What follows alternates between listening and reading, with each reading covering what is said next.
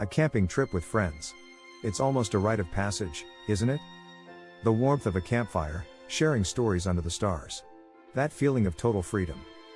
It's a chance to disconnect from our world and maybe reconnect with something a little more primal, a little more real. But for one group of friends, a weekend getaway deep into the woods turned into a desperate nightmare. They went looking for adventure, but they found something else. Something that was already there, waiting in the darkness. Something that was hungry. This is the story of their terrifying retreat, and of what truly lurks in the forest at night. Part 1, The Setup. The story comes to us from a man named Liam, and he shared it on one condition, that I warn people some places are best left alone. It was late autumn, and he and his 3 closest friends, Chloe, Ben, and Maya, decided to get one last camping trip in before winter locked the mountains in ice. These weren't weekend warriors, they were experienced campers. They were after true isolation, the kind you only find by driving for hours down forgotten logging roads and then hiking even deeper. They found what they thought was the perfect spot, a small, secluded clearing miles from any marked trail, tucked into a valley carved by an old, winding creek. The air was crisp and clean, smelling of pine and damp earth. The forest surrounding them was this majestic wall of deep greens and browns, so dense it seemed to swallow the sound of their arrival. It was idyllic. You had Liam, the unofficial leader, always practical and calm. Chloe, his girlfriend, was a bit more cautious, the one who always double-checked the supplies. Ben was the heart of the group, always ready with a terrible joke that somehow still made everyone laugh. And then there was Maya, the quiet observer, who was happiest just taking in the beauty of the wilderness, her camera always in hand. They spent the afternoon setting up their 2 tents, gathering firewood, and filtering water from the creek. As the sun started to dip below the jagged peaks, casting these long, dancing shadows across the valley, Ben got the campfire roaring. They cooked hot dogs on sharpened sticks, laughing when Ben, of course, dropped his into the fire. The atmosphere was perfect. They felt a million miles from everything, totally safe in their little bubble of light and warmth. They had found the exact peace they came for. What they didn't know was that the peace was about to be shattered, and that the heavy silence of the forest wasn't empty. It was waiting. Part 2, The Inciting Incident. Once true darkness fell, the world shrank to the edge of their campfire. The woods just became a solid, impenetrable wall of black. It was Maya who noticed it first. She lowered her camera, her brow furrowed. "Did you guys hear that?" she whispered. Liam and Chloe stopped talking, listening. Ben, who was halfway through a joke, just grinned. "Probably my stomach. That 5th hot dog was a mistake." "No," Maya insisted, her eyes locked on the darkness just past the creek. It was a sound. Like a snap. They all went quiet, straining their ears. The only things they could hear were the crackle of the fire and the quiet murmur of the water. Liam, ever the pragmatist, shook his head. "It's a forest, Maya. It's full of animals." "You heard a twig snap." "Probably a deer." Chloe nodded, but she still scooted a little closer to the fire. Maya, though, couldn't shake it. The sound hadn't felt random. It felt deliberate. Heavy. Like something with real weight had stepped carefully, trying not to be heard, and messed up. They tried to go back to their easy conversation, but a little seed of unease had been planted. Now, every normal forest sound seemed amplified, almost menacing. The hoot of a distant owl, the rustle of leaves in a sudden breeze, each one made them jump. About 20 minutes later, another sound cut through the night. This one was different. It wasn't a snap. It was a low, guttural groan that seemed to vibrate right up through the ground. It was faint, and it was over as soon as it began. "Okay," Ben said, all traces of his joking attitude gone. "I heard that. That was not a deer." Liam stood up and grabbed a powerful flashlight from his pack. He swept its bright beam across the creek and into the tree line. The light snagged on the pale, skeletal branches of the trees, but it revealed nothing but shadows and leaves. "There's nothing there," he announced, his voice firm, trying to project a confidence he definitely wasn't feeling. "It's probably a bear or a mountain lion moving through the valley. We're in their territory. As long as we don't bother it, it won't bother us." He sat back down, but nobody was buying it. The feeling of being watched was now so strong it was like a physical pressure on the backs of their necks. Their idyllic campsite no longer felt safe. It felt exposed. Part 3, Rising Action and Amp. the attack. They decided to call it an early night. No one said it, but they all felt that the thin walls of their tents offered more security than sitting out in the open. As they doused the fire, shrinking their world down to the narrow beams of their headlamps, a tense silence settled over them. Liam and Chloe zipped themselves into their tent, Ben and Maya went into theirs. For a long, long time, the only sound was the wind whispering through the trees. Liam lay awake, every nerve on high alert, just listening. He kept telling himself it was his imagination, just the natural paranoia you get being in the deep wilderness at night. Then he heard it. A soft, scraping sound. It was coming from the direction of Ben and Maya's tent. It sounded like claws dragging slowly across the nylon fabric. His heart started hammering against his ribs. He was about to call out when a sudden, violent ripping sound was followed by a scream. It was Maya. A scream of pure, undiluted terror that was cut short with a sickening, wet gurgle. Chaos erupted. Ben roared Maya's name from inside the tent, a sound of pure fury and panic. Liam scrambled for the zipper on his own tent, his hands fumbling in the pitch black. Outside, there was the sound of an immense struggle, thrashing, tearing, and a deep, inhuman snarl that sounded like no animal Liam had ever heard. He finally burst out of the tent with Chloe right behind him, his flashlight beam cutting a frantic path through the dark. The light landed on Ben and Maya's tent. It was destroyed.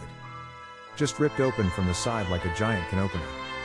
Ben was crawling out of the shredded opening, his face a mask of horror, blood streaming from a deep gash on his arm. It took her. He screamed, his voice cracking with terror. It dragged her away.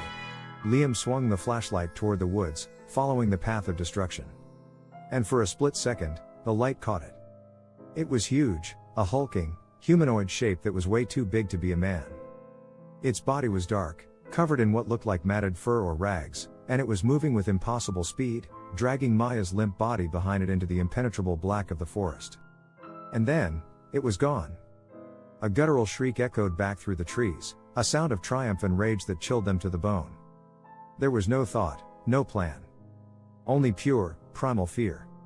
CTA before we find out what happens next, and if they ever make it out of those woods, do me a quick favor. If this story has you on the edge of your seat, drag that like button out into the light. It helps more than you know. Part 4, the climax and amp, the terrifying retreat run. The word tore from Liam's throat. There was no thought of fighting, no hope of saving Maya. There was only survival. Ben scrambled to his feet, clutching his bleeding arm. Chloe was already running, a sob caught in her throat.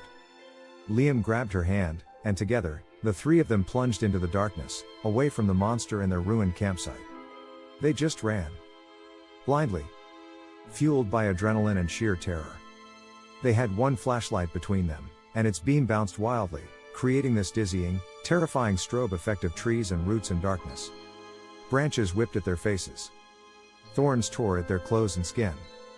Every snap of a twig, every rustle of leaves behind them sent a fresh wave of panic through their veins. They didn't dare look back. They could hear it following them. But it wasn't the sound of a clumsy animal crashing through the undergrowth. It moved with a terrifying mix of stealth and speed. For long stretches, there would be this awful silence, making them think, for a second, that maybe they'd lost it.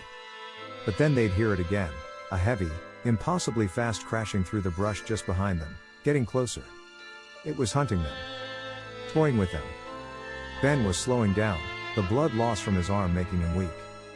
He stumbled, falling hard to the forest floor. "Go," he gasped, trying to push himself up. "Just leave me." "No," Liam yelled, pulling him back to his feet. "Nobody gets left behind." He slung Ben's good arm over his shoulder, half dragging him as they continued their desperate flight. The forest was a nightmare maze. In the disorienting dark, every direction looked the same. They were lost, exhausted, and being hunted by a monster. Then, the light from the flashlight began to flicker. Its battery was dying. The thought of being left in total darkness was a new, profound kind of terror.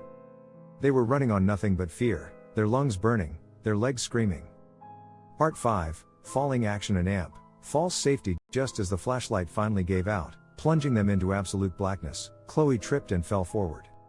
Her hands didn't land on soft earth, but on something hard and splintered. Wood. "Here," she cried out, her voice a ragged whisper. Something's here. Liam fumbled for the lighter in his pocket, his hands shaking so badly he could barely make it spark. On the third try, a tiny flame flickered to life, illuminating their surroundings. They were at the foot of a small, dilapidated structure, an old, abandoned trapper's cabin. Its roof was sagging and its windows were boarded up. The door hung crookedly on a single hinge. It wasn't much, but it was shelter. Without a second thought, they scrambled inside, shoving the heavy, warped door back into its frame and wedging a rotting piece of furniture against it. They huddled together in the corner of the single dusty room, their bodies trembling uncontrollably. The tiny flame from the lighter cast flickering, monstrous shadows on the walls. For a moment, there was silence. They had stopped running. They were hidden. They let themselves feel a tiny sliver of hope. That hope was extinguished by a low sniff from right outside the door. It was followed by a deep, guttural growl. And then, a sound that would haunt their nightmares forever, a slow, deliberate scratching at the wooden door. Scrape. Scrape. Scrape. It knew they were inside.